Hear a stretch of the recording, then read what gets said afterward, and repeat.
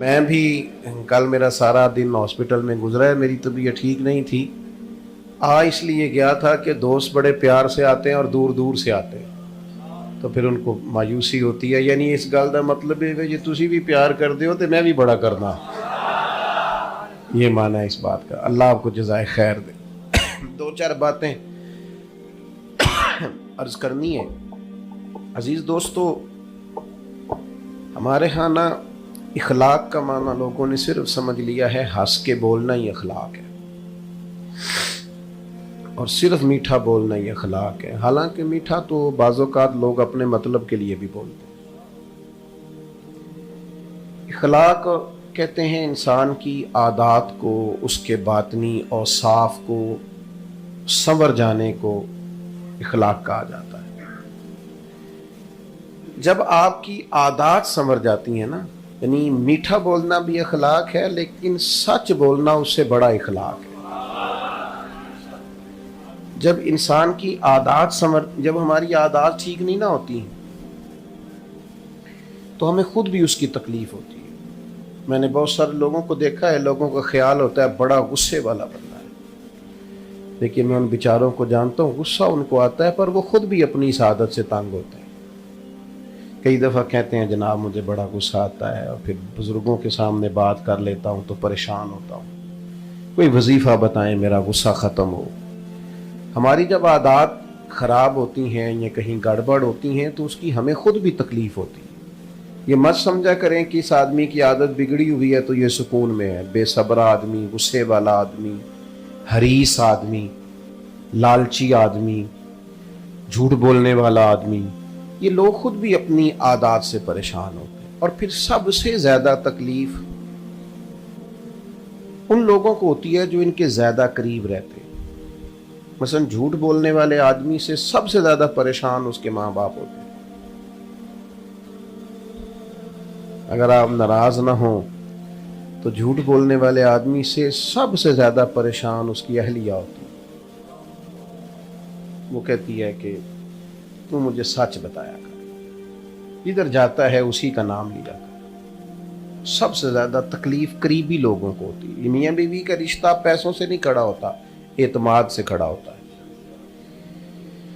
اخلاقی رویے جب ہمارے جیسے جیسے بگڑتے ہیں، جیسے جیسے خراب ہوتے ہیں، ویسے ویسے ہم بھی تکلیف میں آتے ہیں اور ہمارے قریبی لوگ بھی تکلیف میں آتے ہیں۔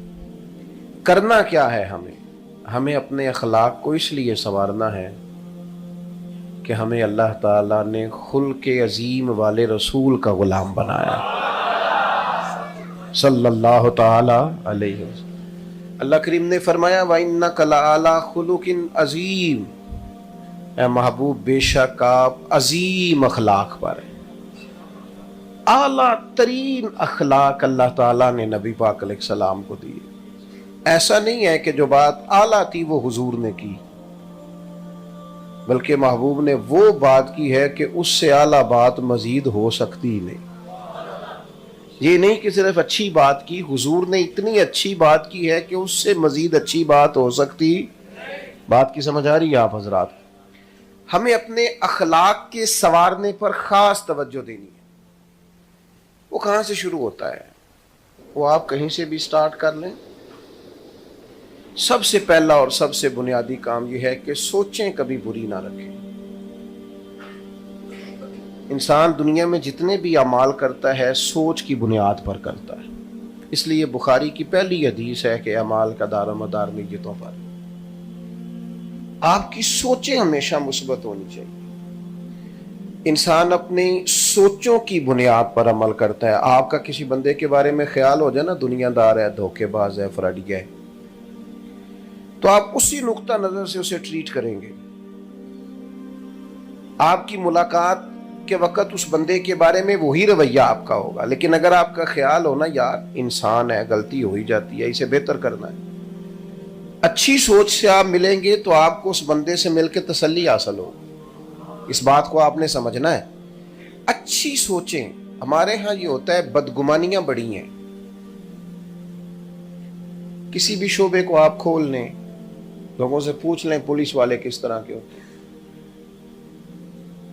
چلیں وابڈا والوں کے بارے میں کیا خیال ہے، ریلوے والے کیسے ہوتے ہیں، PIA کے ملازمین کیسے ہوتے ہیں، ڈاکٹر کیسے ہوتے ہیں۔ چلیں مولویوں پیروں کے بارے میں کیا خیال ہے؟ دیکھیں آپ سب سے زیادہ ہماری باری ایسے ہیں۔ یعنی کسی بھی ایک شعبے کے بارے میں ہمارا رویہ مثبت نہیں، کیوں؟ اس لیے کہ مزاج بنا دیا گیا ہے، پورے وطن میں اس طرح کا ماحول بنایا گیا ہے کہ سب ایک دوسرے سے دور ہیں، ہر طبقہ ایک دوسرے سے دور ہے۔ ابھی بچی بیچاری 7-8 سال کی ہوتی ہے تو اس کی اماں اسے کہہ رہی ہوتی ہے جدو تو جائیں گی نا ساس کو طلاق بتا جائے گا، تو اس بیچاری کو تو 8 سال کی عمر میں آپ نے بتایا ہے کہ ساس کسی خوفناک چیز کا نام ہے، پھر آپ کیا توقع کرتے ہیں کہ وہ محبت کرے گی جا کے؟ اخلاقی رویوں میں حسن ظن، اچھا گمان۔ ادھر دیکھو میرے دوستو، مسلم میں حدیث ہے، نبی پاک علیہ السلام نے فرمایا حسن ظن رکھنا، یعنی اچھا سوچنا بھی اچھی عبادت ہے۔ آپ صرف اچھا سوچیں۔